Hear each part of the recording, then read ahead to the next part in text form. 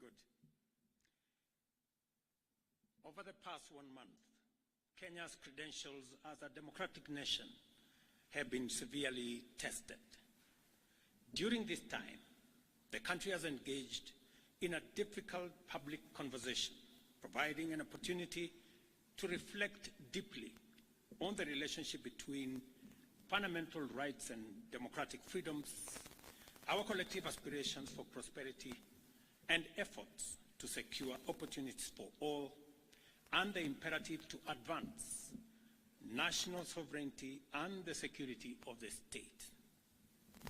In this discourse, the people of Kenya have expressed their views on governance, development, economic management, national finances, and many other aspects of our nationhood. It is of utmost importance that the government takes measures to affirm our commitment to actualizing the people's aspirations, assure citizens that the state exists to serve them efficiently and with integrity, and to signal to all that our national values and principles of governance are the foundation of our national dispensation.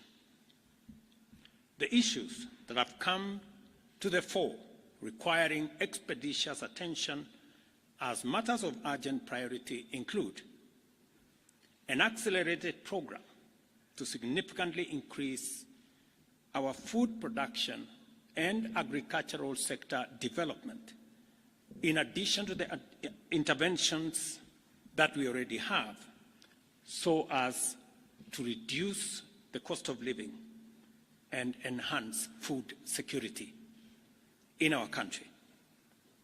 And together with it, to provide requisite raw materials for our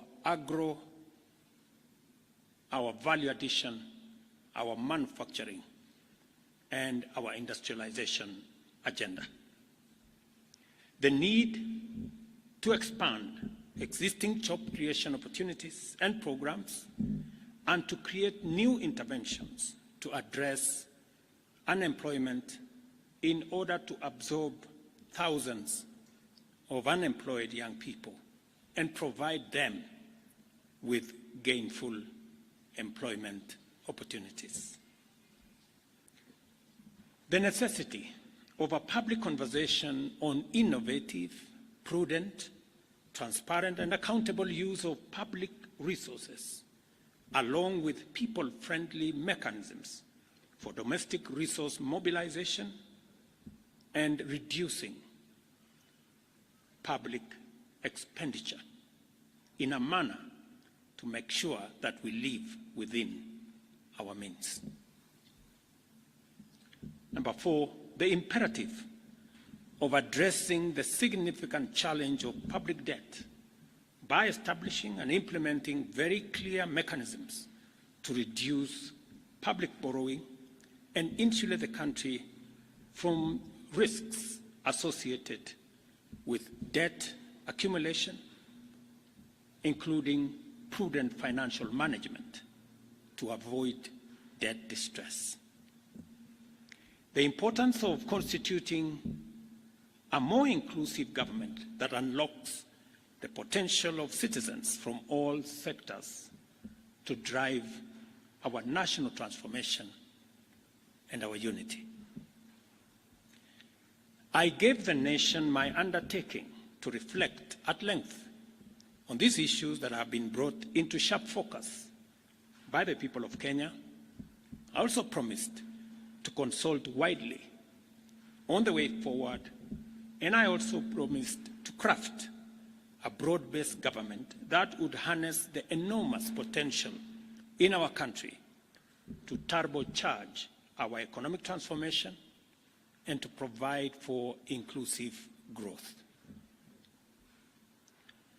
While the events of the past 1 month have caused tremendous anxiety, concern, and uncertainty, the crisis has presented us with a greater opportunity as a nation to craft a broad-based and inclusive citizen coalition for national transformation and progress, made up of all Kenyans from all walks of life.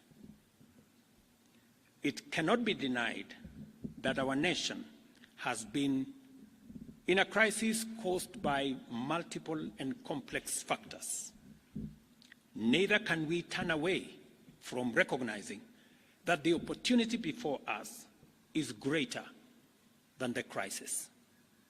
Together, we have a chance to take our country where we all want it to be and make our nation, the Kenya we want, a great nation.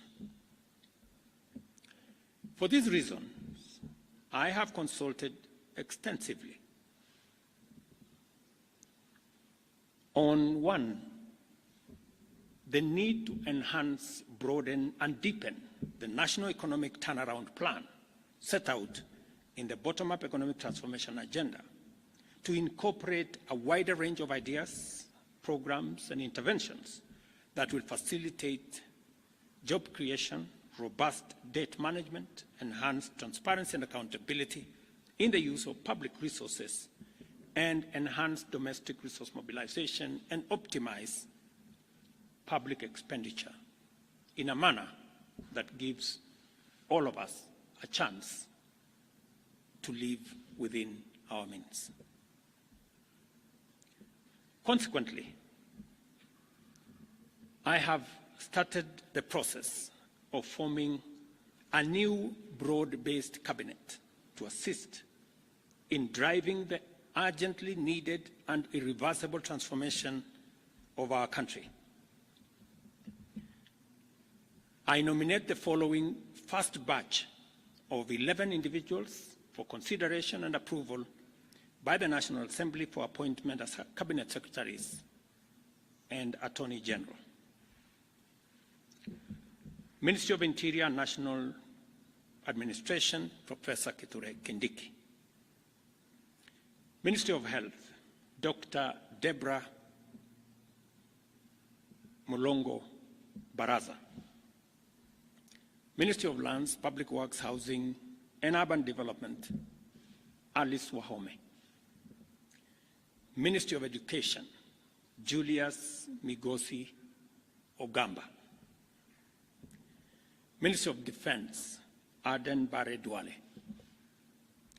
Ministry of Agriculture and Livestock Development, Dr. Andrew Muhia Karanja. Ministry of Environment, Climate Change and Forestry, Roslinda Soipan Tuya.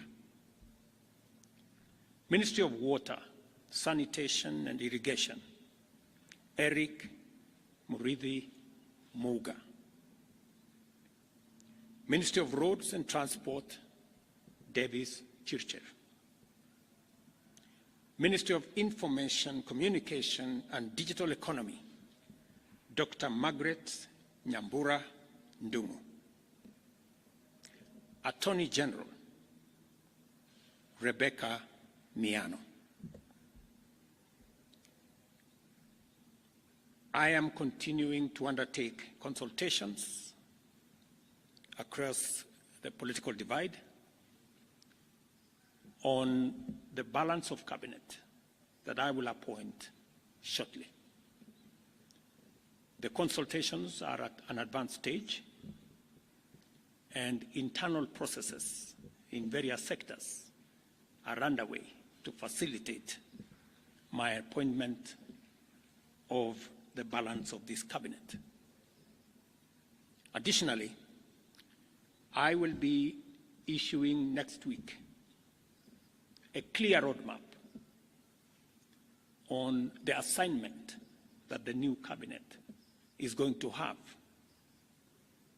with clear timelines and deliverables for us to harness the tremendous potential that exists in our nation and drive our country to greatness.